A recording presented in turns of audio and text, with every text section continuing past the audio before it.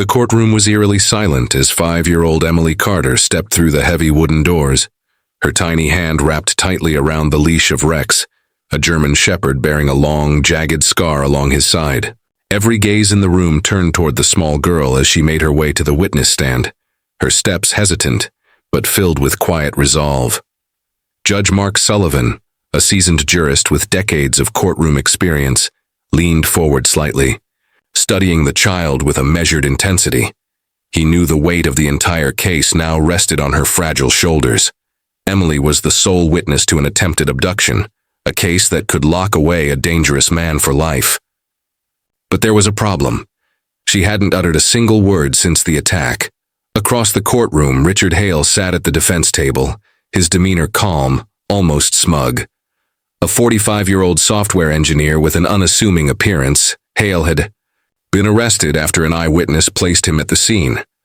But his defense was solid. No physical evidence, no confession, and a key witness who couldn't testify. His lawyer's strategy was clear: discredit the traumatized child. But then something unexpected happened. As Emily climbed into the witness chair, her green eyes found Richard Hale's. Her small fingers gave the faintest twitch, barely noticeable unless you knew what to look for. It was a silent signal. One she had learned through weeks of therapy. Only 2 in the room caught it: Rex and Judge Sullivan. Rex responded instantly. His body stiffened, ears perked, muscles tensing like a loaded spring. A low, guttural growl rumbled from his chest, a sound of recognition and warning. His golden brown eyes locked on Hale, unwavering and sharp.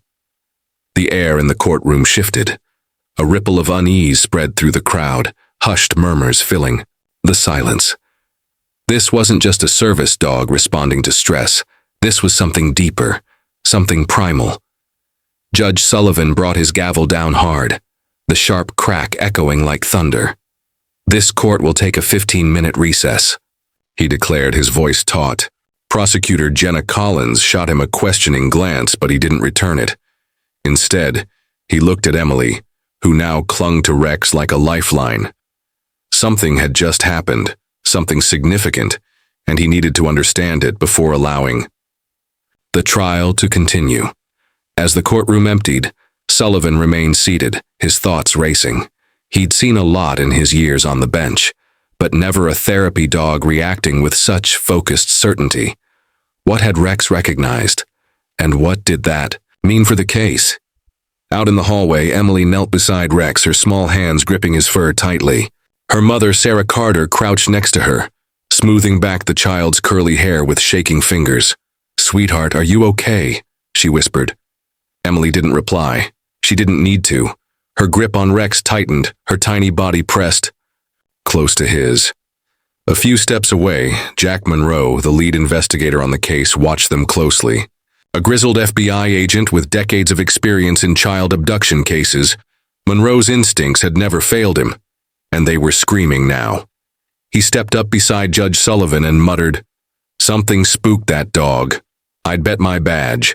"He recognizes Hale," Sullivan exhaled slowly, his sharp blue eyes narrowing. "Then we need to find out where." Meanwhile, in the defense's private room, Richard Hale sat across from his attorney, Michael Graves. The moment they were alone, Hale's confident smirk slipped into something colder. He tapped his fingers on the table, replaying the moment over and over. The girl hadn't spoken, but the dog had reacted. "She knows," he muttered. Graves looked up. "What?" Hale forced a smile. "Nothing," but inside, panic brewed. That damned dog. He hadn't factored Rex into his calculations. And now he realized Rex might be the key to unraveling everything. As the recess neared its end, Judge Sullivan straightened his robes and took a deep breath. He didn't believe in coincidences, and something told him that Rex had just given them the most important clue of the trial. It was time to dig deeper.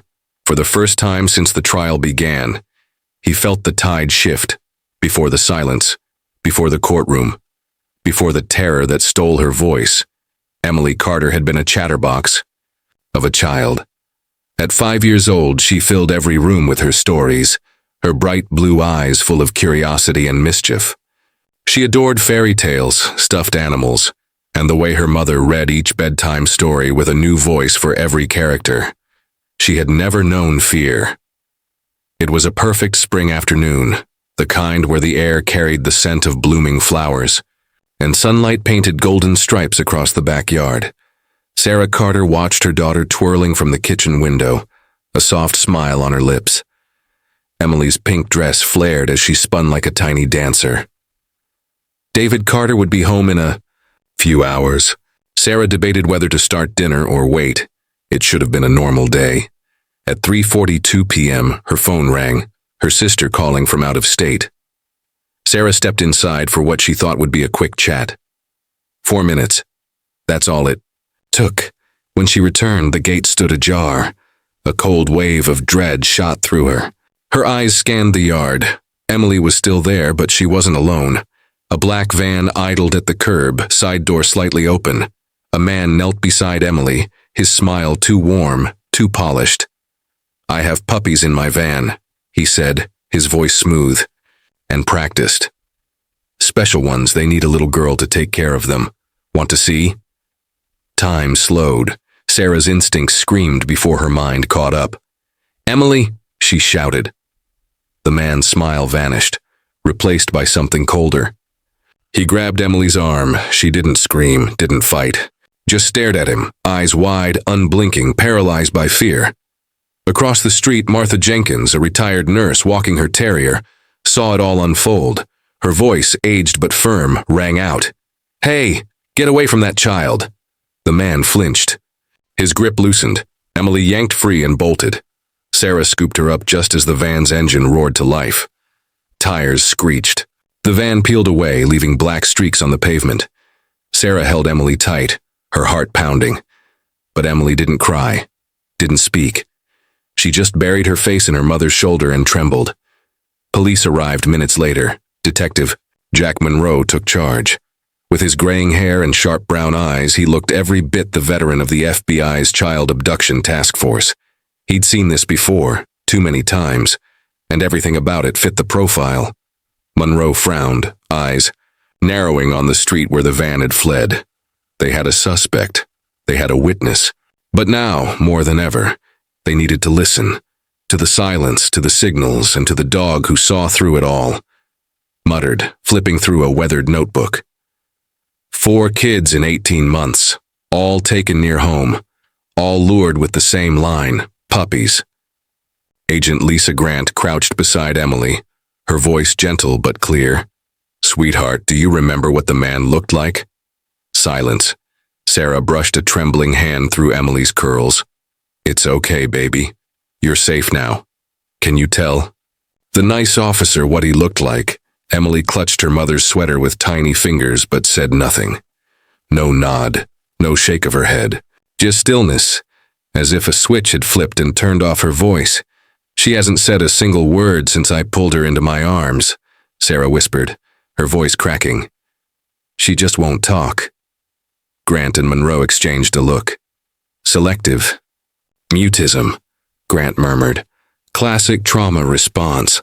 Monroe sighed, rubbing the bridge of his nose. "Without a statement, we're dead in the water. Just a vague description. A man, a black van, that could be half the city." That's when Martha Jenkins stepped forward. "I saw the plate," she said firmly. "Not all of it, but I caught the first 3 letters. YKZ. Monroe's eyes snapped to hers.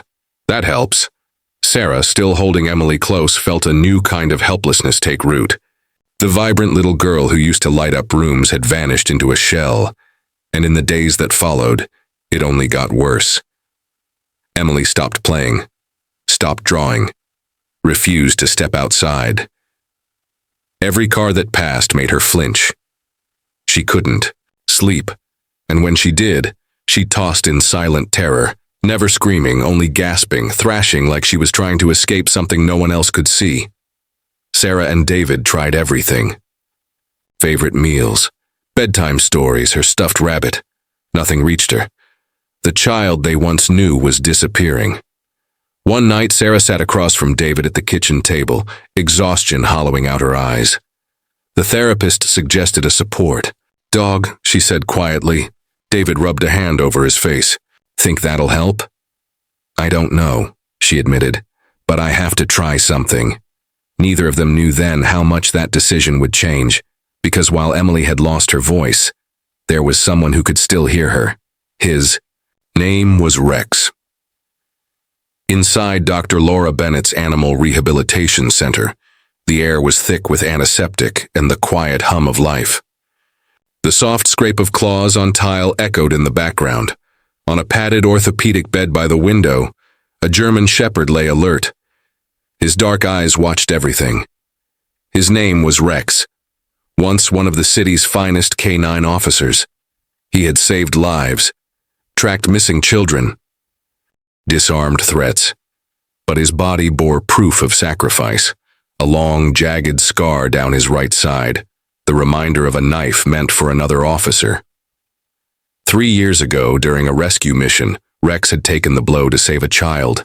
He subdued the suspect, but the damage ended his career. His mobility never returned fully. The department, short on funding, made the call. He was marked for euthanasia. That was before Laura stepped in. Dr. Bennett, who ran the center's therapy animal program, refused to let him go. She saw more than a limp. She saw potential, purpose, and now she was about to prove it. Sarah sat in the waiting room, fingers digging into her skirt. Emily peeked from behind her shoulder, silent as she'd been for 2 weeks. Laura knelt at the child's level. Hi, Emily. I'm Laura. I work with some very special dogs. They help kids who've been through scary things. Emily said nothing, but her eyes flicked to the shepherd. Rex sat quietly, ears forward, unmoving. His presence calm, non-threatening. Would you like to meet him? Laura asked gently. No answer. But Emily didn't run either. Sarah stroked her hair. He's a good boy, sweetheart. He used to be a police dog like the ones in your bedtime stories. Laura gave Rex a quiet command. Stay. The dog didn't flinch. You don't have to come close, Laura said. Rex will wait, but if you feel ready, you can hold out your hand. He'll come to you. Emily hesitated, frozen. Then slowly, inch by inch, she stepped from behind. Her mother. A small hand lifted, uncertain but intentional. Rex didn't move until Laura gave the nod. Then, with measured calm, he lowered his head and took a single step. Then another, and another. His breath touched her palm. Emily's fingers curled, brushing through his thick fur. Something shifted.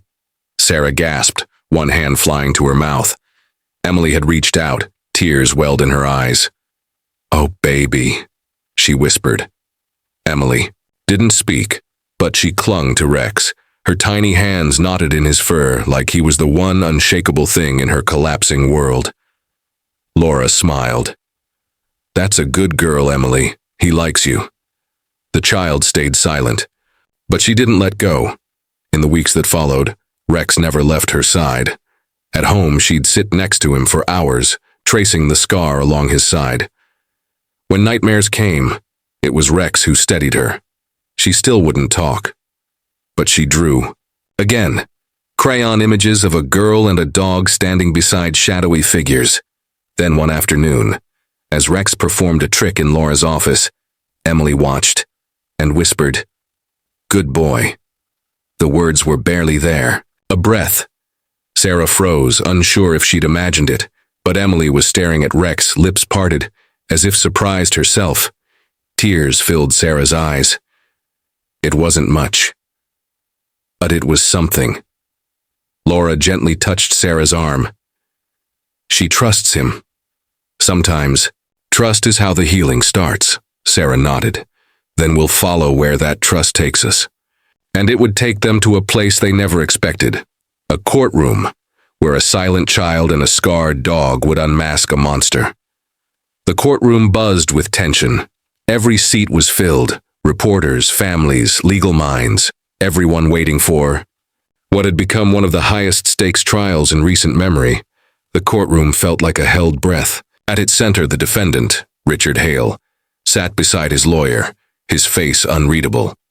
Despite the mountain of charges leveled against him, he radiated an eerie calm. fingers tapping a steady beat against the polished defense table. Across the aisle, Emily Carter sat close to her mother, her small hand clenched around Rex's leash like it was the only thing tethering her to solid ground. The German shepherd sat upright, ears alert, eyes locked on Hale. Occasionally, his nose twitched, as if catching a scent buried deep in memory. "All rise," the bailiff's voice echoed. Judge Mark Sullivan entered, his black robe trailing behind him. He took his seat at the bench, gaze sweeping the courtroom before landing briefly on the small girl and the dog beside her. He had already ruled the therapy animal could remain, but not without backlash. "Before we proceed," Sullivan said, his tone even, "the court will hear objections concerning the animal's presence." Michael Graves stood, smoothing his tie with a practiced hand.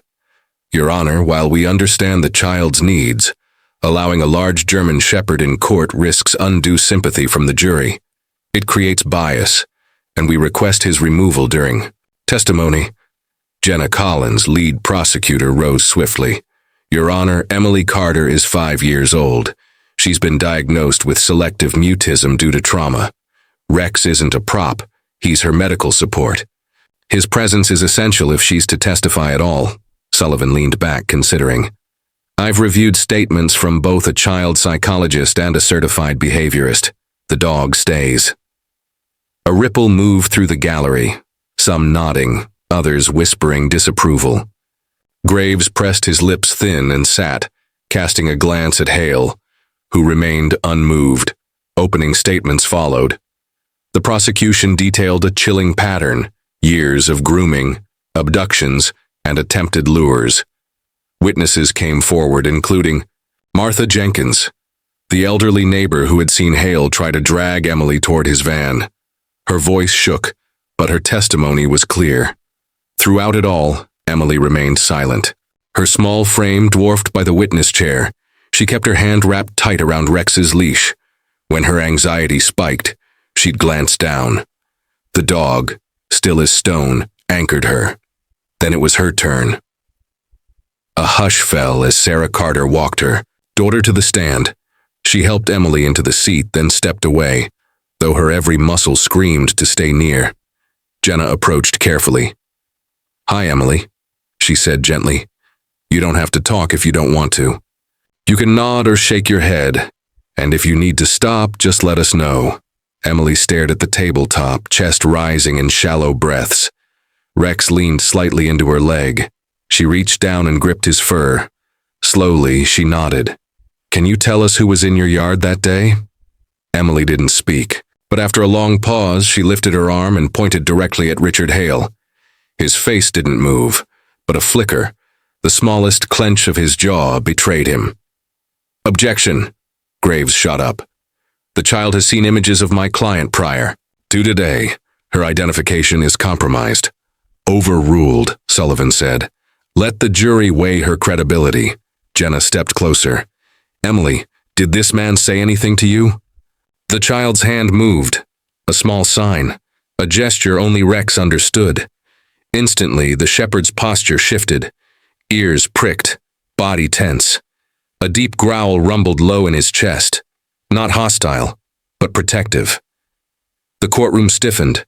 "Judge," Sullivan leaned forward. "Objection," Graves barked. "This is spectacle." But Sullivan wasn't looking at Graves. He was watching Rex, how the dog didn't move, didn't bark, just stared at Hale like he knew him. "Miss Collins," Sullivan said slowly, "has this animal encountered the defendant before?" Jenna blinked. "Not to my knowledge, Your Honor." Sullivan turned to Hale. "Mr. Hale, have you interacted with this dog before?" For the first time, Hale hesitated, his fingers stilled, then clenched. Jenna's eyes widened. She leaned toward her co-counsel, whispered quickly. An assistant rushed from the room.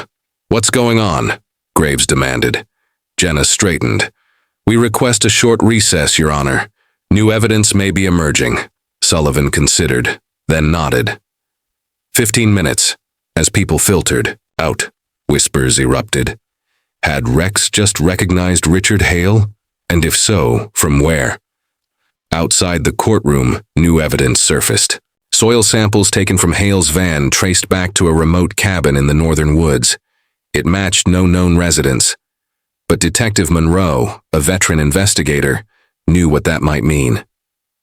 "Your Honor," Jenna said the next morning, "we request a 24-hour recess to investigate a lead." "It may close this case," Graves objected. "Circumstantial at best. This is a stalling tactic." "Motion granted," Sullivan ruled. 24 hours. Use them well." The search team moved fast. Rex went with them. If he had sensed something the day before, he might sense more now. The cabin sat deep in the forest. Abandoned. Quiet. A layer of dust blanketed everything. But faint tracks by the back door hinted at recent use.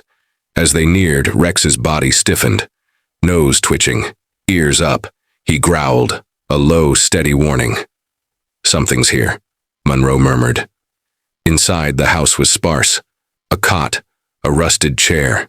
Empty food cans. Then Monroe spotted it. A seam in the floorboards. Hollow sounding. With care, they pried it open. A staircase spiraled downward. Beneath, in the darkness, they found it. Chains. Children's belongings. A faded pink backpack. And in the far corner, a girl.